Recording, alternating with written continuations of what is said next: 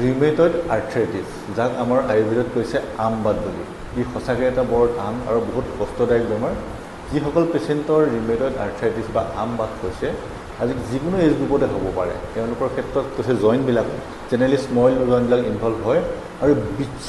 বিচ্ছুৱে কটাৰ নিচিনা সাংঘাতিক ধৰণৰ পেইন হয় গতিকে এলোপেথিক চিষ্টেম বা মডাৰ্ণত ইয়াক কৈছে অট'ইমিউন ডিজিজ বুলি কিন্তু আমাৰ আয়ুৰ্বেদৰ কনচেপ্টটো বেলেগ আয়ুৰ্বেদত ইয়াত প্ৰথমতে পেচেণ্টক কি কৰিবলৈ কৈছে শৰীৰ শোধন কমপ্লিট ডিটক্স কৰিবৰ কাৰণে কোৱা হৈছে য'ত আমি বিৰেচন বুলি এটা চিকিৎসা কৰোঁ গতিকে খুব পপুলাৰ এটা বিৰেচন মেডিচিন এটা হৈছে ট্ৰিবিট লেহম ট্ৰিবিট বুলি কয় তাৰপিছত হৈছে এৰাণ্ডা টেইলাৰ আৰু এটা হৈছে ত্ৰিফলা এইকেইটা মেডিচিনে এটা নিৰ্দিষ্ট মাত্ৰাত পেচেণ্টৰ ডাইজেশ্যন পাৱাৰ পেচেণ্টৰ বাৱেল মুভমেণ্ট পেচেণ্টৰ অগ্নি এই গোটেইখিনি আমি এছেছমেণ্ট কৰি পেলাই আমি এটা মেডিচিন বনাইছোঁ যিটোক কোৱা হৈছে বিৰেচন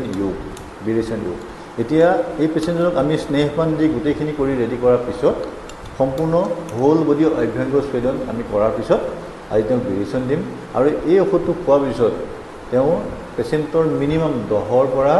30 পৰ্যন্ত 10 to 30 টাইমছ তেওঁ বিৰেচন মানে লুজ মোচন হৈ থাকিব গোটেই দিনত আৰু ছিগনিফিকেণ্টলি এনেকুৱা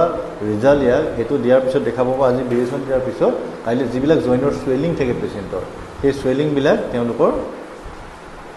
লগে লগে মানে নেক্সট দিনা হ'লে তেওঁ কমিবলৈ আৰম্ভ কৰে আপুনি যদি দেখাব পাৰে জাষ্ট হাতখন দেখুৱাওক ইফালে এয়া পেচেণ্টৰ দেখা পাইছে এই আৰ্থ্ৰাইটিছৰ পেচেণ্ট তেওঁ এইখিনি হৈছে স্মল জইণ্ট ইনভলভমেণ্ট হৈছে হাতখন এনেকৈ কৰক মুঠি মাৰক খোলক কৰিব নোৱাৰে এইটো হৈছে আৰ্থ্ৰাইটিছৰ কাৰণে সদায় স্মল জইণ্ট ইনভলভমেণ্ট হৈ পেলাই আৰু এইটো কৈছে আমাৰ আৰ্ম অৱস্থা আৰ্ম কণ্ডিশ্যনত আছে পেচেণ্টটো গতিকে আমি পেচেণ্টক আজি বিৰেচনৰ কাৰণে ৰেডি কৰিলোঁ সম্পূৰ্ণ ৰেডি হোৱাৰ পিছত আমি এতিয়া বিৰেচন ঔষধ খুৱাম আৰু এই পেচেণ্টজন বিৰেচন ঔষধ খোৱাৰ পিছত আমি 3 দিন সংযোজন কৰি তাৰপিছত আমি বৈতৰণ বস্তি বুলি এটা বস্তিৰ চিকিৎসা আছে এইটো ট্ৰিটমেণ্ট বিৰেচন হৈ বডি ডিটক্স হোৱাৰ পিছত আমি তাৰপিছত তেওঁক কি কৰিম তেওঁক চূৰ্ণপিণ্ড স্বেদ এটা পঞ্চকৰ্মৰ চিকিৎসা আছে চূৰ্ণপিণ্ড স্বেদ দিম আৰু চূৰ্ণপিণ্ড স্বেদ হোৱাৰ পিছত তেওঁক কি কৰিম সকলো স্মল জইণ্টবিলাক আমি মেডিকেটেড পাউডাৰ দি সেকিম আৰু তাৰপিছত তেওঁক এটা মেডিচিন য'ত নেকি যেনেকৈ কয় যে তেতেলী বিষৰ কাৰণে বেয়া কিন্তু তাতে আমাৰ গুড় তেতেলী এইবিলাক দি বিভিন্ন ধৰণৰ বস্তু দি আমি এটা বস্তি বনাম যাক কোৱা হৈছে বৈতৰণ বস্তি আৰু বৈতৰণ বস্তি বুলি এইকাৰণে কৈছে আমাৰ মানুহে কয় যে বৈতৰণি পাৰ হ'ব লাগিব মানে বেমাৰটো এনেকুৱা কষ্টদায়ক য'ত নেকি মানুহৰ মৃত্যু সময় যন্ত্ৰণা পায় গতিকে সেই যন্ত্ৰণাৰ পৰা ঘূৰাই আনিব পাৰে এনেকুৱা এটা বস্তি বা এনেমা চিকিৎসা সেইকাৰণে তাক কোৱা হৈছে বৈতৰণ বস্তি গতিকে আমি চূৰ্ণপিণ্ড স্বেদ আৰু বৈতৰণ বস্তিৰ ছেকেণ্ড লাইন অফ ট্ৰিটমেণ্ট কৰিম আৰু ফাৰ্ষ্ট লাইন আমি স্নেহপান কৰি আজি পেচেণ্টক আমি ৰেডি কৰিছোঁ বিৰেচনৰ কাৰণে এতিয়া আমাৰ বিৰেচন ঔষধ সম্পূৰ্ণ ৰেডি হৈছে আৰু বিৰেচন দিয়া এটা সময় আছে বৰ সোনকালেও দিব নালাগে বা বহুত দেৰিকৈও দিব নালাগে এতিয়া সময় চাওক আপোনালোকে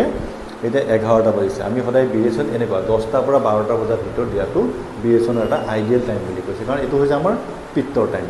গতিকে আমি এতিয়া বিৰেচন ৰেডি কৰিলোঁ এই পেচেণ্টজনক আমি এতিয়া বিৰেচন দিওঁ পান কৰিম গতিকে এনেকুৱা ধৰণৰ কাৰোবাৰ যদি আপোনালোকৰ বিশেষকৈ আৰ্থ্ৰাইটিছ যিটো বহুত ডাঙৰ সমস্যা লাইফ টাইম ডিজিজ সদায় ষ্টেৰইড খাই থাকিবলৈ কিবা খাই থাকিব লাগে গতিকে আপোনালোকে আমাৰ ওচৰত আহিব যিখিনি পাৰোঁ আমি চিকিৎসা কৰিম আপোনাক সহায় কৰিম